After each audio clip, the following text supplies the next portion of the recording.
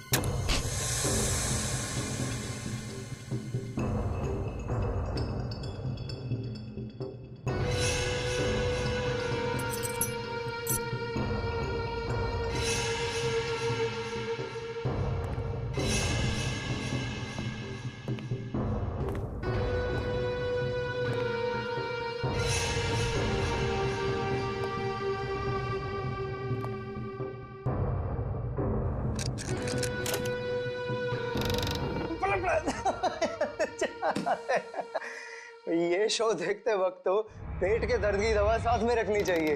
हंसते हंसते पेट दर्द हो गया।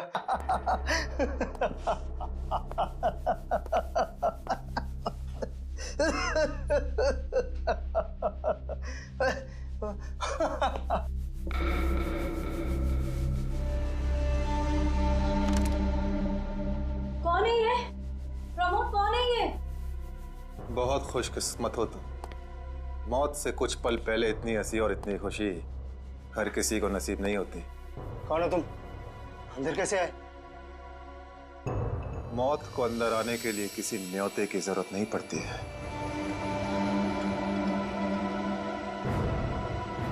ये क्या कर रहे हो? मैंने क्या बिगाड़ा तुम्हारा? तो रुक जरा, पुलिस को। Happy birthday Tarika. Thank you Shreya. Thank you. Many happy returns of the day. Thank you Siddharth.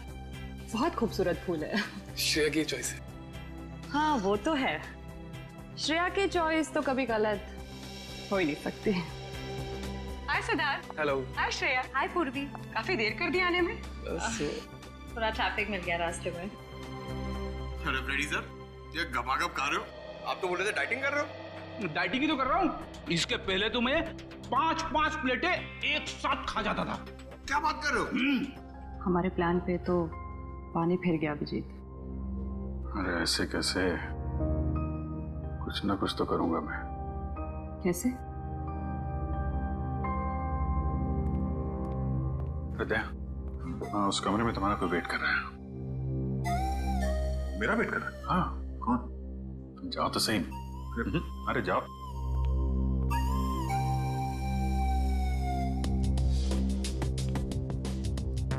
हे सिद्धार्थ, वो तुम्हें मेरी जासूसी नॉवेल्स की कलेक्शन देखनी थी ना? चलो दिखाती हूँ। चलो श्री।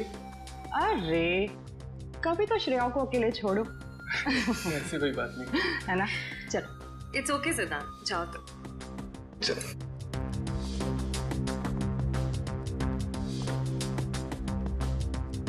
अरे श्रेया, तुम यहाँ वहाँ कमरे में कोई तुम्हारा वेट कर रहा है। कौन? अरे जाओ देखो तो सही। अरे सर,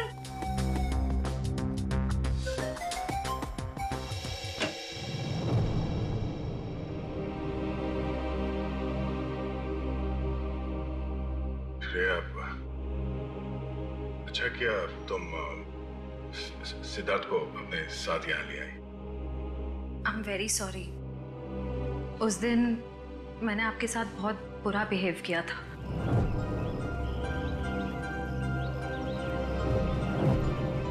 छोड़ो ना, मैं भूल गया हूँ, तुम भी भूल जाओ। काश भूल पाना इतना आसान होता। जिंदगी कितनी सिंपल हो जाती है। श्रेया, ये यादें ही तो है जो उदास दिलों को जिंदगी जीने का हौसला देती है। अगर यादें ही ना हो तो जिंदगी कितनी बोरिंग हो जाएगी।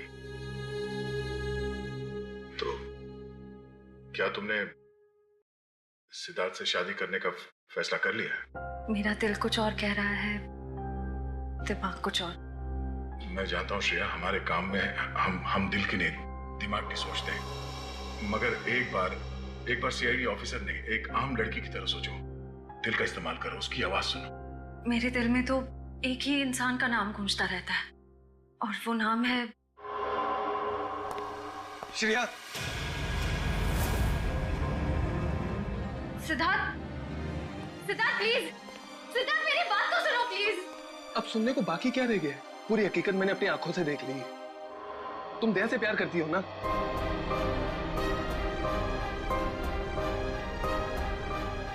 सिद्धार्थ, मैं इस बारे में तुमसे बात करने वाली थी। की क्यों नहीं? सिद्धार्थ, काम इतना होता है, मौका ही नहीं मिला मुझे। मौका नहीं मिला? I just can't believe I heard that. Siddharth please मेरी बात तो सुनो। इतना आसान नहीं होंगे। अपने आपको मेरी जगह रखकर तो सोचो, फिर पता चलेगा मैं किस अग्नि परीक्षा से गुजर रही हूँ।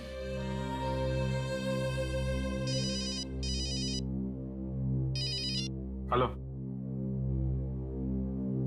कौन? सर, दोनों पति पत्नी थे, प्रमोद और शांति। सर, हमने कभी सपने में भी नहीं सोचा था कि हमारे होटल में ऐसा कुछ होगा। एक मिनट, आप बाहर खड़े रहिए।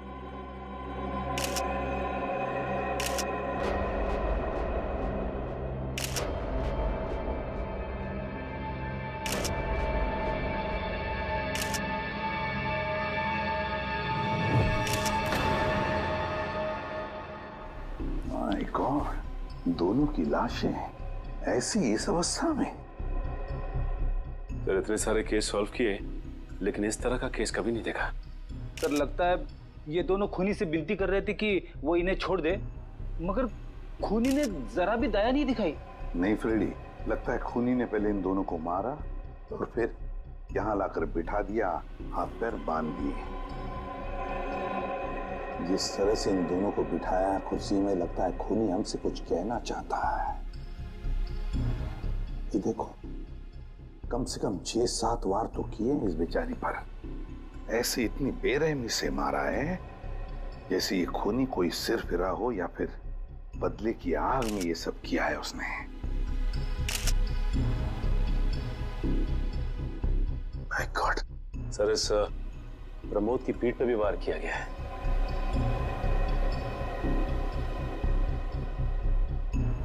क्या हुआ? सर, इसकी सांसें चल रही है, जिंदा ही। प्रमोद जिंदा है? तुम्हें जल्दी से इसे हॉस्पिटल ले जाओ, इसका जिंदा रहना बहुत जरूरी है। संभाल के, चलो। आजा।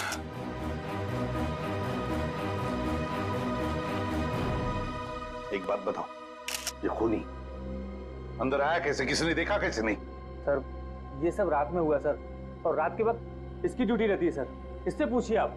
कैसे हुआ ये सब? सर, कुछ देर के लिए मेरी आंख लग गई थी रिसेप्शन डेस्क के ऊपर। तुम्हें शर्म नहीं आती ये कहते हुए कि तुम्हारी आंख लगी थी ड्यूटी पर? Sorry sir. एक बात बताओ, ये दोनों प्रमोद और शांति कब से रह रहे तुम्हारी होटल में? सर, पिछले 6 दिनों से रह रहे थे, और आगे भी 1 महीने रहने का प्लान था सर। क्यों, कुछ बताया इन्होंने? सर, प्रमोद जी की नई नौकरी लगी थी, नासिक से इस शहर में नए आए थे, उन्हें अपना घर नहीं मिला, इसीलिए होटल में रह रहे थे सर। ठीक है, जाओ। वंश, प्रमोद और शांति, इन दोनों की पूरी जानकारी चाहिए मुझे।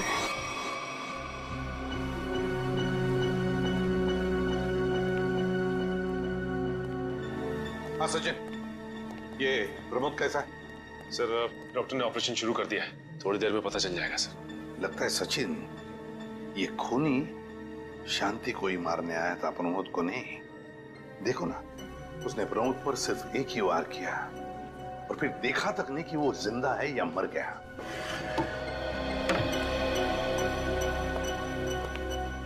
डॉक्टर साहब, कैसा है प्रमोद? हमने प्रमोद को बचा तो लिया है, मगर मगर क्या? वो कोमा में चले गए हैं। कोमा में? लेकिन डॉक्टर साहब, प्रमोद को होश तो आ जाएगा ना? हम तो अपनी तरफ से पूरी कोशिश करेंगे, मगर कुछ कहा नहीं जा सकता। Thank you.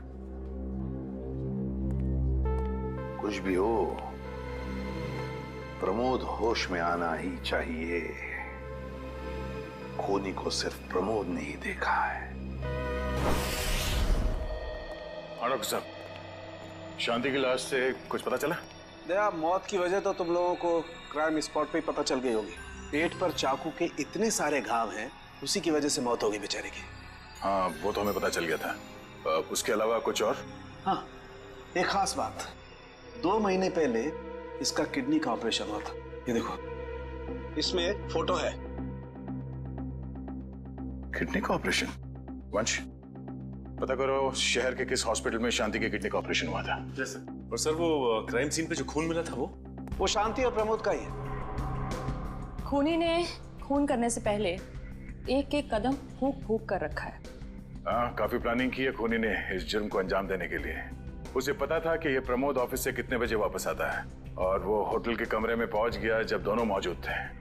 पर सर, अगर उसका मकसद शांति को ही मारना था तो वो तो प्रमोद के आने से पहले ही जुर्म को अंजाम देकर वहां से फरार हो सकता था। हाँ, ये बात तो है। मुझे लगता है खूनी ने प्रमोद के ऊपर सिर्फ एक ही बार वार किया, और वो इसलिए क्योंकि वो चाहता था कि वो कोमा में पहुंच जाए और जिंदा लाश बन जाए। सर, लगता है ये खूनी कोई एक्सपर्ट है जो अच्छी तरह से जानता था कि वार कहाँ पे करना है। सर, वो एक्सपर्ट नहीं, मुझे तो सरफिरा लगता है। वरना मारने के बाद इन्हें प्रार्थना की पोजीशन में क्यों बैठा था? कोई तो गहरा कारण है सबके पीछे जो इस खूनी के अतीत से जुड़ा हुआ है। क्या प्रमोद की बीवी का खून हो गया और प्रमोद कोमा में है? जी हाँ। खैर, अब ये बताइए कि पिछले कुछ दिनों से प्रमोद का स्वभाव कैसा था? क्या वो डरा डरा रहता था या कुछ और अजीब बात? नहीं, ऐसा तो कुछ नहीं था। पर हाँ सर, मैंने उनको काम में बहुत सारी गलतियां करते देखा। साफ साफ बताइए, प्रमोद किस तरह की गलतियां कर रहा था? बेसिक अकाउंटिंग की गलतियां। मुझे तो हैरानी हो रही थी कि इतने काबिल और इतने क्वालिफाइड इंसान ऐसे बच्चों वाली गलतियां कैसे कर सकता है कोई। वो तो अच्छा हुआ कि मैंने उनकी गलती देख ली, वरना पूरी अकाउंट शीट खराब हो जाती। सर, मुझे तो लगता है उन्हें काम आता ही नहीं था। ऐसा कैसे हो सकता है? वो जिस कंपनी से आए थे वो तो बहुत बड़ी कंपनी थी, और कोई भी बड़ी कंपनी किसी ऐसे आदमी को अपने यहाँ नौकरी पर क्यों रखेगी जिसे उसका काम ही नहीं आता हो? अब तो इस प्रमोद की सारी कुंडली निकालनी पड़ेगी। तो पति पत्नी प्रमोद और शांति एक नंबर के धोखेबाज थे। इनके सारे सर्टिफिकेट्स और डॉक्यूमेंट्स नकली हैं। स्कूल और कॉलेज हर जगह के। ऐसी क्या वजह हो सकती है जिस वजह से 420 करके ये उस फाइनेंस कंपनी में काम कर रहा था? ये इस प्रमोद को वहाँ काम करके क्या फायदा हो सकता है? इस सवाल का जवाब तो उसी वजह से जुड़ा है निखिल, जिसकी वजह से इस प्रमोद की हत्या की गई। पर वजह जो भी हो, उस वजह का पता तो CID निकाल ही लेगी। लेकिन सर, हो सकता है इन दोनों का नाम भी नकली हो सकता है। ऐसा भी हो सकता है कि ये दोनों असली प्रमोद और शांति हो ही ना, बल्कि कोई बहरूपिये हों जिन्होंने उन दोनों की जगह ले ली हो सकता है। एक सेकंड। हेलो, हाँ बोल रहा हूँ। हाँ, कौन सा hospital? Okay, thank you so much. क्या हुआ निखिल? हमारा अंदाजा सही निकला। 2 महीने पहले पुणे की मोती हॉस्पिटल में इस प्रमोद की पत्नी का एक ऑपरेशन हुआ था। वहाँ प्रमोद की पत्नी का नाम शांति नहीं बल्कि विनीता लिखा हुआ है। विनीता? मोती हॉस्पिटल, पुणे।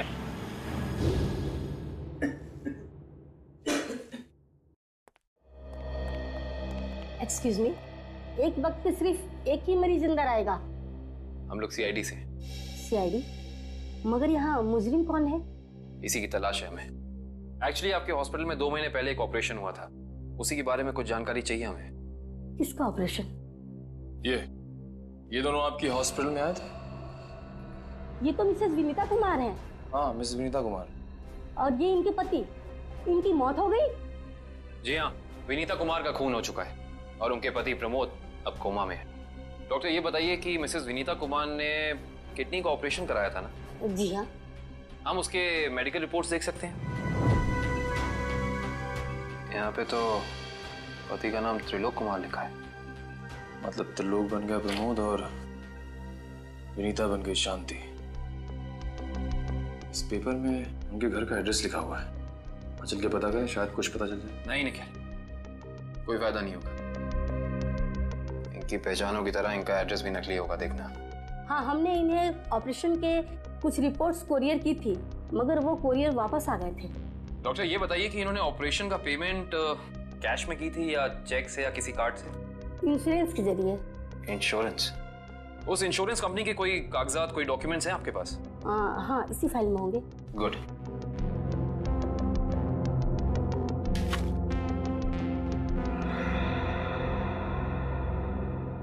बिज हेल्थ इंश्योरेंस। अंकित, सभी अकाउंट्स और सभी खाते अच्छी तरह से बंद हो जाने चाहिए। कल शाम 5 बजे तक ऑडिटर आ जाएगा। हो जाएगा सर। कभी सपने में भी नहीं सोचा था कि हमारी कंपनी का अंत इतना बुरा होगा। ये किस अंत की बात कर रहे हैं आप लोग? जरा विस्तार से समझाइए।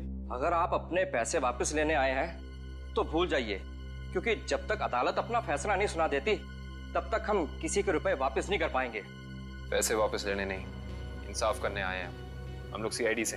ओह, तो हमारी शिकायत सीआईडी वालों तक भी पहुंच गई है। शिकायत?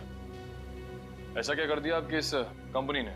हमारी कंपनी ने नहीं, उस त्रिलोक ने आसमान की तरफ प्रगति करती हुई हमारी कंपनी के नाम को रातों रात मिट्टी में मिला दिया और हमें दिवालिया कर दिया उसने। त्रिलोक? एक सेकंड, आप इस त्रिलोक की बात तो नहीं कर रहे? हाँ, यही तो है वो। पर इसे क्या हुआ? किसी ने इसकी जान लेने की कोशिश की है, फिलहाल ये कोमा में। ये तो होना ही था, इतने लोगों को जो धोखा दिया इसने। किस धोखे की बात कर रहे हैं? हमारी कंपनी के क्लाइंट्स को झूठे सपने दिखाकर कहा कि सबके पैसे एक ही महीने में 2 गुना कर दूंगा, पर सबके पैसे बटोरकर 9 तो 11 हो गया वो। और क्लाइंट हमारी कंपनी से पैसे वापस मांग रहे हैं। बैंकक्रप्ट हो गया। इतने सालों से कंपनी की बनी बनाई इज्जत मिट्टी में मिल गई। खोए हुए पैसे और खोई हुई इज्जत तो फिर से कमाई जा सकती है, पर खोई हुई जान तो वापस नहीं आ सकती ना। क्या त्रिलोक ने किसी की जान भी ली है? हाँ, हमारी कंपनी के सीईओ अनुज जी, जो कि सदमे को बर्दाश्त नहीं कर पाए और दिल का दौरा पड़ने से उनकी मौत हो गई। कहीं ये सारा हमला अनुज जी का कोई करीबी तो नहीं कर रहा है? अनुज जी की मौत का बदला लेने के लिए? हो सकता है। अनुज जी के परिवार में कौन कौन है? उनकी पत्नी सुधा, जो कि अभी सदमे में है, और उनका बेटा विक्की। विक्की? इस विक्की का फोन नंबर दीजिए जरा। विक्की के फोन का सिग्नल यहीं आसपास बता रहा है। हो गई। अच्छा, अभी भी मागाधीर रोड की तरफ मुड़ा है। मागाधीर?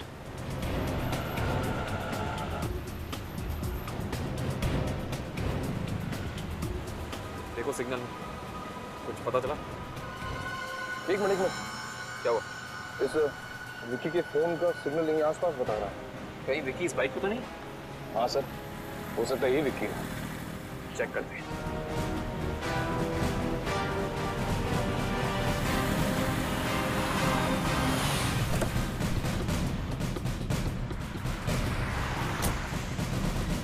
सुनो भाई साहब, तुम ही विक्की हो? हाँ, और ये क्या बदतमीजी है? तुम लोग मेरा नाम कैसे जानते हो? तुम्हारा नाम और तुम्हारे सारे कारनामों के बारे में जानते हैं हम। सीआईडी। सीआईडी? इस शहर में क्या कर रहा है? हाँ? कुछ काम था, और तुम लोग मेरा पीछा क्यों कर रहे हो? बकवास बंद कर। दो खून करके भाग रहा हो, कह रहा है सीआईडी पीछा क्यों कर रही है? मैंने कोई खून नहीं किया है। अच्छा, त्रिलोक और विनीता का खून नहीं किया तुमने? What? त्रिलोक और विनीता मर चुके हैं? ड्रामा बनकर अपना पूरा इतिहास है तेरा हमारे पास। उन दोनों ने तुमसे तुम्हारे पिता को छीना, उसका बदला लेने के लिए तुम यहाँ आए हो उनके पीछे। हाँ, मैं बदला लेने जरूर आया था, पर मैंने उनका खून नहीं किया। देख, सच बोल दे समझा, नहीं अपनी शक्ल नहीं पहचान पाएगा। मैं सच कह रहा हूँ। मैंने किसी तरह उनके बारे में पता किया। मैं उनके होटल भी गया था, मगर जैसे मैं उनके कमरे की तरफ जा रहा था, मैंने उनके कमरे में एक आदमी को जाते हुए देखा। कौन सा आदमी था वो? उसके चेहरे को ठीक से देख नहीं पाया मैं। तुम्हें जो भी याद है, जितना भी याद है, साफ साफ बताओ। कद लगभग 6 फीट, ओवरकोट पहना हुआ था उसने, और उसके बाल लंबे थे यहाँ तक। और उसने एलिगेटर शूज पहने हुए थे। Alligator shoes? हेलो, एक और खून?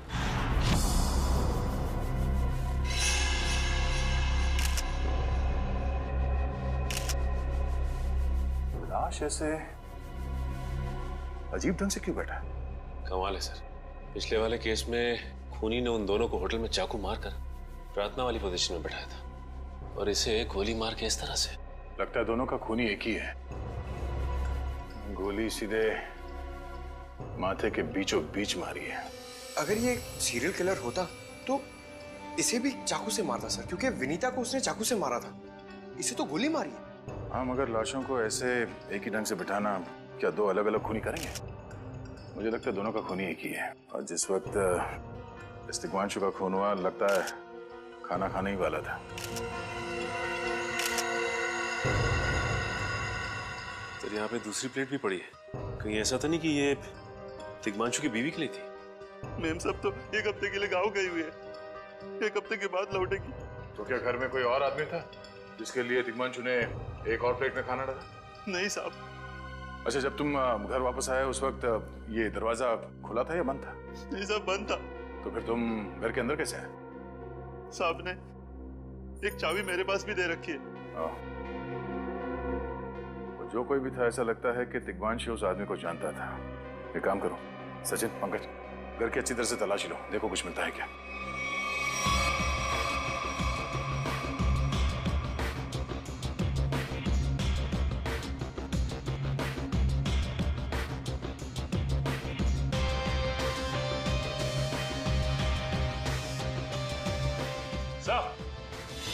हाँ सचिन, हाँ सचिन, ये देखिए सर, यहाँ से शीशा निकाला गया है, चिटकनी खोली गई है और यहाँ से बाहर जाने का रास्ता भी है। मतलब कोई अंदर यहाँ इस खिड़की से आया था? सर, लेकिन इस घर में तो सेफ्टी अलार्म भी है सर। अगर यहाँ से कोई अंदर आया है तो सेफ्टी अलार्म बजना चाहिए था और सिक्योरिटी गार्ड को भी अंदर आना चाहिए था। अब इसका जवाब तो सिक्योरिटी गार्ड ही देगा।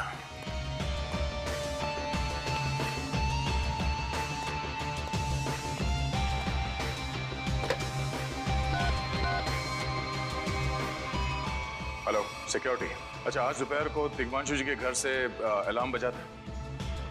बजा था? तो फिर आप चेक करने के लिए उनके घर पे क्यों नहीं आए?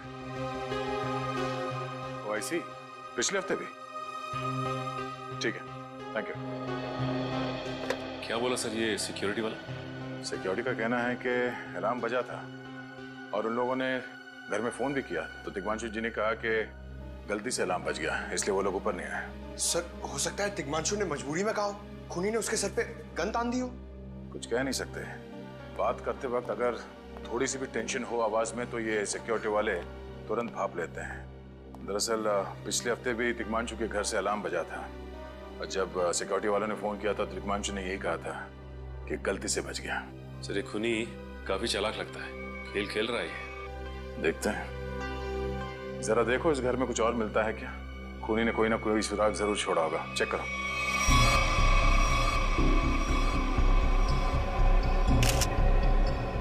सर एक मिनट सर।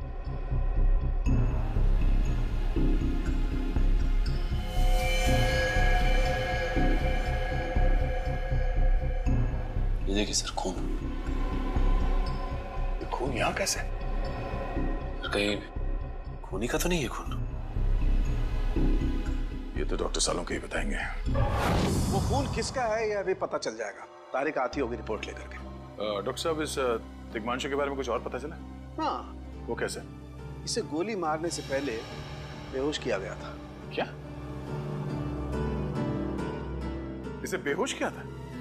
इसके खून में मुझे एक खास किस्म की दवाई के अंश मिले हैं जो अक्सर इंसान को बेहोश करने के लिए दी जाती है, और वो दवाई से इंजेक्शन के जरिए दी गई थी। ये देखो। सर, बहुत ही अजीब बात है। अगर खूनी इसे मारना चाहता था तो सीधा गोली मारकर इसका काम तमाम कर सकता था। फिर ये जहर की दवाई क्यों दी होगी? और सर एक और बात पता चली, तिग्मांशु जिस हालात में हमें मरा हुआ मिला था वो एंशिएंट कल्चर के हिसाब से प्रार्थना करने की पोजीशन, खाना खाने से पहले। तो फिर तो शांति और तिग्मांशु दोनों का खूनी एक ही आदमी है। ये खूनी के लिए ये हत्याएं जुर्म नहीं, एक जश्न है। इसीलिए उसने टेबल पे ये प्लेटें सजाई, उसमें खाना रखा, एक अपने लिए और एक तिग्मांशु के लिए। और सर, तिग्मांशु को प्रार्थना की पोजीशन में बैठा के उसने गोली मार दी। सर, मैंने कहा था ना, ये खूनी एकदम सरफिरा है सर। हाँ सर, लगता है ये खूनी अपने आप को बहुत शक्तिशाली महसूस करता है। जिस वक्त इन सब की गर्दनें झुकी होती हैं उसके सामने, उसे आनंद आता है। नहीं सचिन, खूनी का मकसद लोगों को अपने सामने झुकाना नहीं, बल्कि अपने लिए प्रार्थना करवाना था। क्या मतलब? ये रही उस खून की रिपोर्ट। ये खून ना ही तिग्मांशु का है और ना ही उसके घर वालों का। ये खून उस खूनी का ही है। खूनी का? मगर वहां तो हाथापाई के कोई निशान नहीं मिले। और उस जगह को देख के ऐसे लगा भी नहीं कि तिग्मांशु ने सेल्फ डिफेंस में खूनी के ऊपर हमला किया होगा। वो इसलिए दया क्योंकि ये खून खूनी ने अपने मुंह से थूका था। हमें इसके खून में से इसके सलाइवा के कुछ अंश भी मिले। उसकी तबीयत खराब है क्या? हाँ, वो बीमार है। उसके खून में एथिमोलाइसिन नाम की दवाई का अंश मिले हैं और उसका कीमोथेरेपी हुआ था। इसका मतलब उसे कैंसर है, ब्रेन का कैंसर, लास्ट स्टेज का ब्रेन कैंसर। इसीलिए वो लोगों से अपने लिए प्रार्थना करवा रहा है ताकि उसकी बीमारी ठीक हो जाए। हमारे क्रिमिनल डेटाबेस में चेक करो, पता करो ये कोई पुराना पापी तो नहीं है। नहीं सर, उस खूनी का हमारे क्रिमिनल डेटाबेस में कोई रिकॉर्ड नहीं है। कोई इतिहास नहीं है? नहीं सर। सर, तिग्मांशु की पूरी कुंडली निकाल के लाओ सर। प्रमोद की तरह इसकी पहचान भी नकली है। What? हाँ सर, ये देखिए, उसका असली नाम राकेश है और जिस तरह प्रमोद को चासू बीसी की आदत थी, ठीक उसी तरह राकेश भी भोली भाली लड़कियों को फंसाता था शादी के झांसे में। कई लड़कियों ने आत्महत्या किया इस तिग्मांशु और राकेश के चक्कर में। हाँ सर, शादी के बाद उनके पैसे लेके ये गायब हो जाता। सर, इसका मतलब खूनी ने 2 ऐसे लोगों को मारा जो पहले से मुजरिम थे। शायद उसने सोचा होगा कि मरने से पहले कुछ अच्छे कर्म कर लूं। नहीं श्रेया, जरूर कोई रिश्ता रहा होगा उसका इन दोनों अपराधियों के साथ। पता करो इन दोनों अपराधियों का केस किस पुलिस स्टेशन में फाइल किया गया था? सर, ब्रेन कैंसर के जितने भी पेशेंट्स हैं शहर में, उन सबकी लिस्ट मिल गई है सर। कुल मिला के ऐसे 50 पेशेंट्स हैं, जिसमें से 10 पेशेंट्स ऐसे हैं जो कैंसर की लास्ट स्टेज पे हैं। उनमें से 4 औरतें हैं, बचे 6। हाँ सर, और इन 6 में से 4 ऐसे हैं जो 70 साल से ऊपर के बुजुर्ग हैं। अब बचे 2, ये उदय और भानु। तुम इन दोनों से मिले? हाँ सर, ये उदय 6 महीने से हॉस्पिटल में है। और भानु? भानु सर 1 महीने से हैदराबाद में। ये कैसे हो सकता है सचिन? अगर वो मुजरिम इसी शहर में है तो कहीं ना उसका इलाज चल रहा होगा ना कहीं से वो दवाई खरीदता होगा। वंश सर, इस शहर में जितने भी केमिस्ट है जहाँ पे ब्रेन कैंसर की दवाइयाँ बेची जाती है, उन सब की लिस्ट चाहिए मुझे। सब पता चल गया। त्रिलोक और राकेश दोनों के खिलाफ एक ही थाने में केसेस दर्ज किए गए थे, जगतपुरी थाने। इस केस का पूरा इतिहास जगतपुरी थाने से ही पता चलेगा।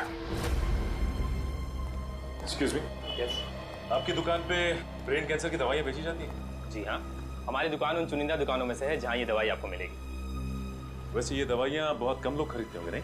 जी, बहुत महंगी है एक्चुअली। अच्छा, जो लोग ये दवाइयाँ खरीदते हैं उनकी लिस्ट मिल सकती है हमें?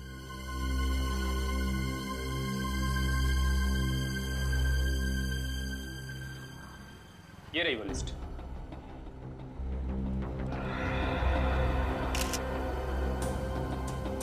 तपन, उदय और नितिन, ये तीनों लोग तो उस मरीज की लिस्ट में थे।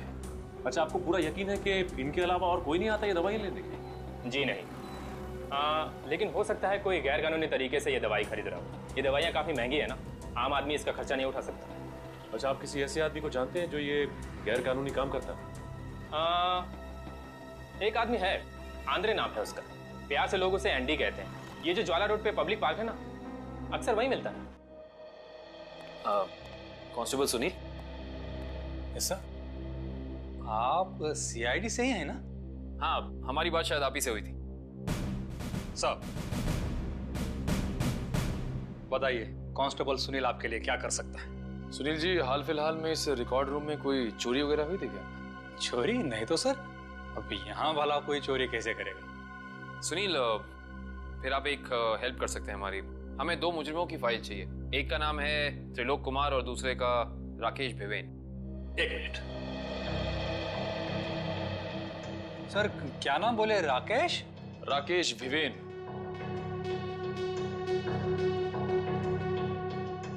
कमाल है, इसकी फाइल तो है नहीं यहाँ। अच्छा, वो दूसरा नाम क्या बोले?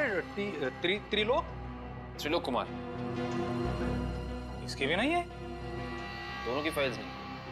हाँ सर, लेकिन यहाँ पर चोरी की तो कोई घटना नहीं घटी। पता नहीं फाइलें गायब कैसे हो गई। सुनील, यहाँ याद करने की कोशिश करो, हाल ही में कोई दुर्घटना घटी थी क्या? पिछले महीने ऑफिस एरिया में आग लग गई थी, तो अच्छा हुआ फायर ब्रिगेड वाले जल्दी आ गए और हमारे रिकॉर्ड्स नष्ट नहीं हुए। जरूर ये आग भी जानबूझकर लगाई गई थी। आग लगने की वजह क्या थी? वो बताया गया कि मेन स्विच बोर्ड के अंदर शॉर्ट सर्किट हुआ था। कोई इलेक्ट्रिशियन भी आया था काम करने के लिए।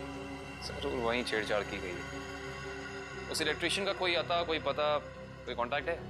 दूसरे कांस्टेबल के पास था, लेकिन वो तो रिटायर होके गांव चले गए। हाँ, कोई बात नहीं। सुनिए, एक काम करिए, आप चेक करके बताइए कि और किन किन मुजरिमों की फाइल्स यहाँ से गायब हुई हैं। पता तो चले आखिर अगला शिकार है कौन इस अनोखे खूनी का। ये ले पैसे। अरे ये दवाइयाँ तो असली है ना।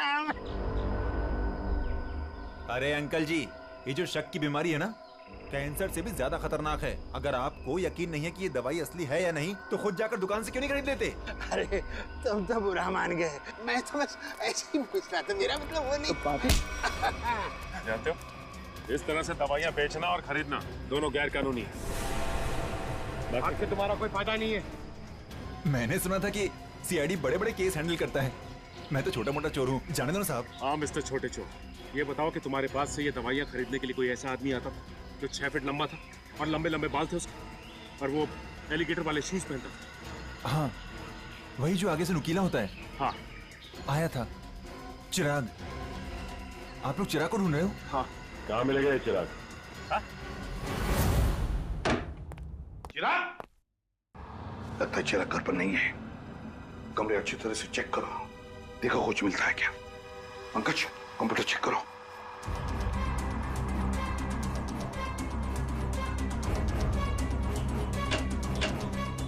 सर, ये देखिए, पूरी अलमारी गन्स और चाकू से भर रखी इस चिराग ने। My God. सर, हाँ, अंदर के कमरे में से ये खून से भरे हुए कपड़े मिले। पुलिस रिकॉर्ड रूम से फोन है। देखो। हेलो, जी कहिए। कौन? संदीप, स्वाधीन और हेमंत। ओके, ठीक है। कौन है ना? सर, त्रिलोक और तिग्मांशु की तरह इन तीनों की फाइल भी चोरी हुई है पुलिस रिकॉर्ड रूम से। मतलब अभिजीत, अब ये चिराग इन तीनों में से किसी एक को मारने वाला है। सर एक सेकंड, ये देखिए सर, इस कंप्यूटर की फाइल में इन तीनों की फाइल है।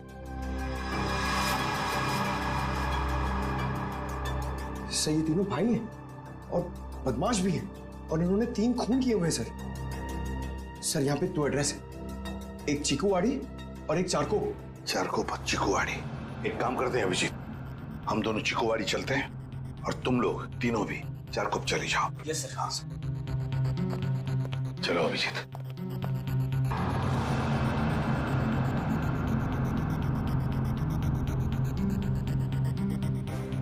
क्या हुआ सर? अभिजीत, ये पेन, ये मेरा पेन है अभिजीत। आपका पेन? यहाँ पे कैसे सर? ये पेन मैंने जग्गा को दिया था, जग्गा को। जग्गा सर? वो आपका खबरी? हाँ अभिजीत, मेरा खबरी। मगर जग्गा तो मर चुका है सर।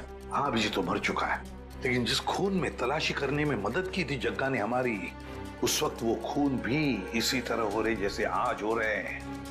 खून करने के बाद लोगों को प्रार्थना की पोजीशन में रखा जाता है।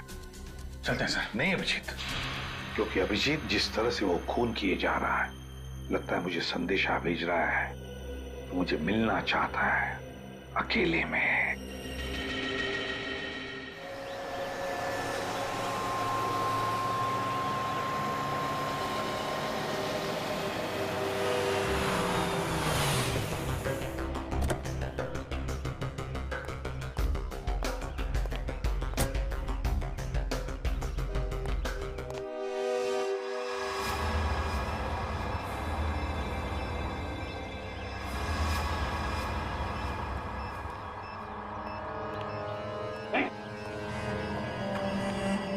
प्लीज हमें बचा लीजिए, किसी तरह हमें मार डालेगा।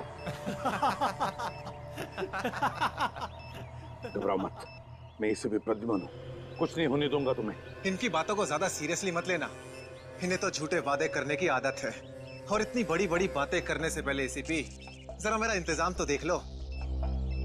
बस रिमोट के इस बटन को दबाना है और ये तीनों हमेशा के लिए बूम, धरती से गायब।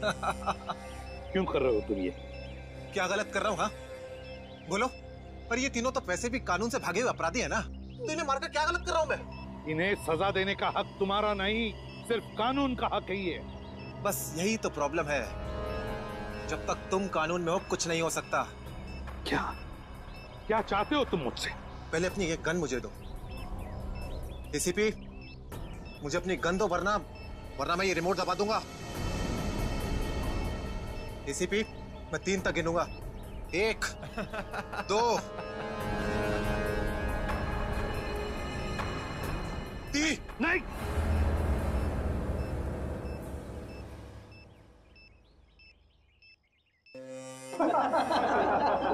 बहुत अच्छे, बहुत अच्छे। तो तुम जानना चाहते थे ना कि मैं तुमसे नफरत क्यों करता हूँ? हाँ। जग्गा खबरी का नाम ध्यान है? याद है मुझे। मैं उन्हीं का बेटा हूँ।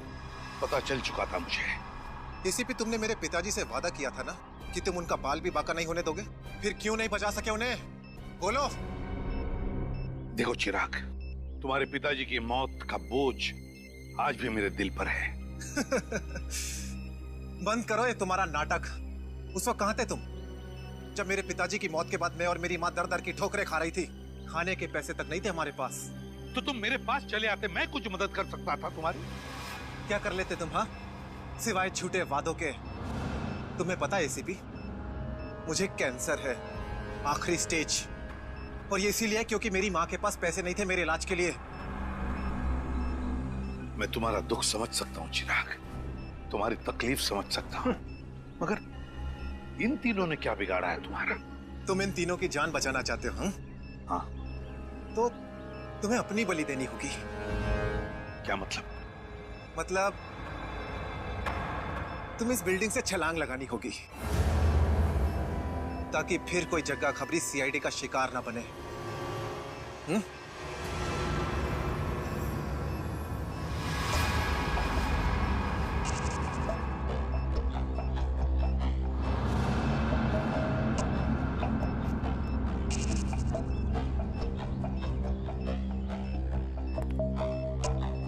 ठीक है, मंजूर है।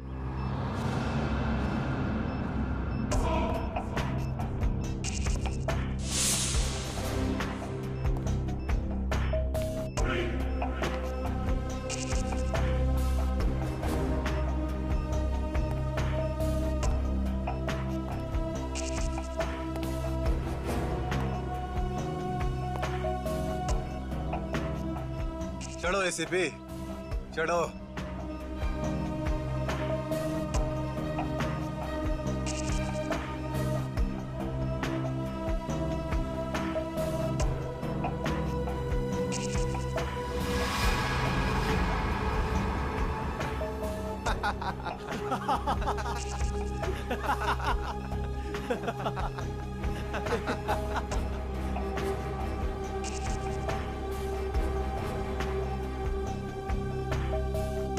ऊपर जाकर मेरे पिताजी से माफी जरूर मांग लेना।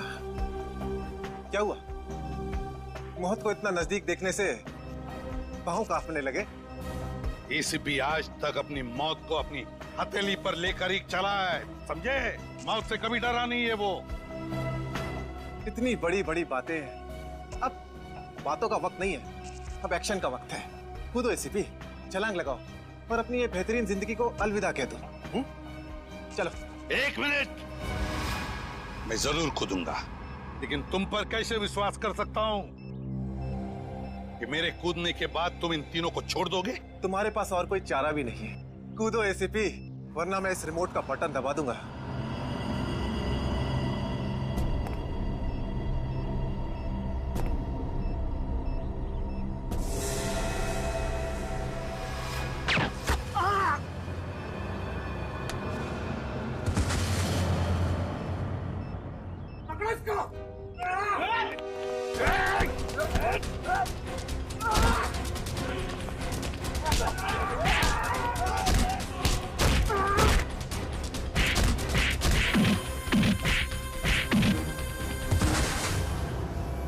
बस मिस्टर चिराग, बहुत चला लिया न्याय की अदालत।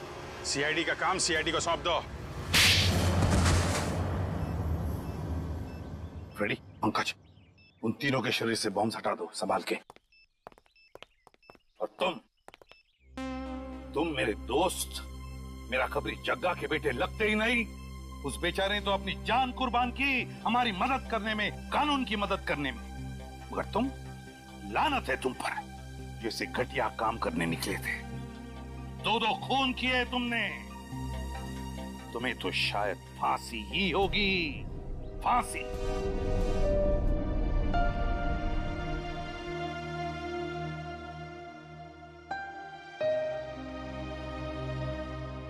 बड़े बुजुर्ग कह गए कि अगर कोई चिंता सताए तो उस चिंता को अपने कलेजे के अंदर अंगार बनने नहीं देना चाहिए। कलेजा जल जाता है। मुझे कोई चिंता नहीं सता रही है। In fact I think I am the luckiest girl in the world right now. CID में सब मेरे काम से खुश हैं। मेरे पास तुम दोनों जैसे दोस्त हैं।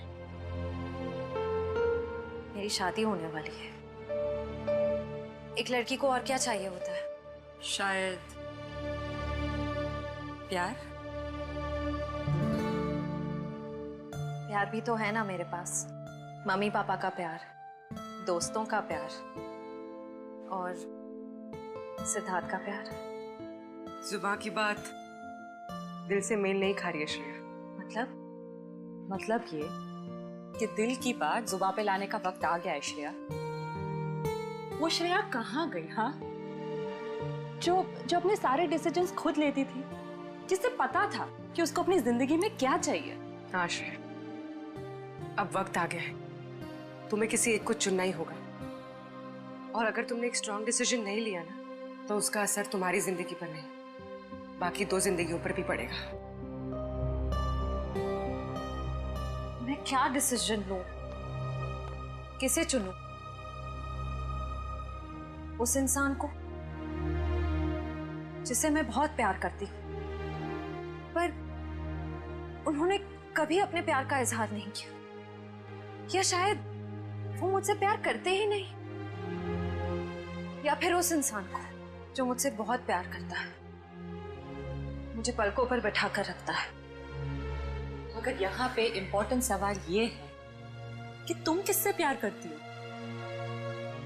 नहीं तारिका, यहाँ ये बात इम्पोर्टेंट है कि अब मैं पीछे नहीं हट सकती। मेरे किसी भी डिसीजन से ना सिर्फ सिद्धार्थ को, बल्कि उसकी और मेरी फैमिली को बहुत दुख होगा। बच्चों जैसी बातें मत करो Shreya.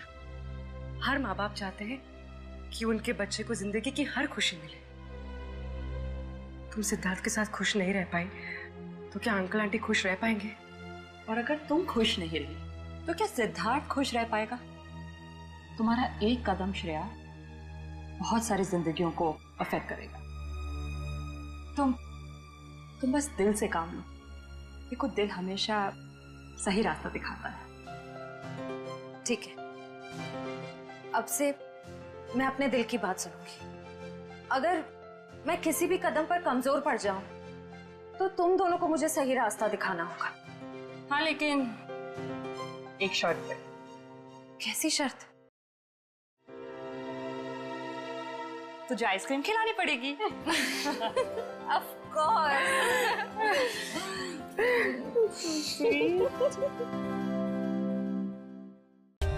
For more updates, subscribe to our channel, click the show links and enjoy watching the videos.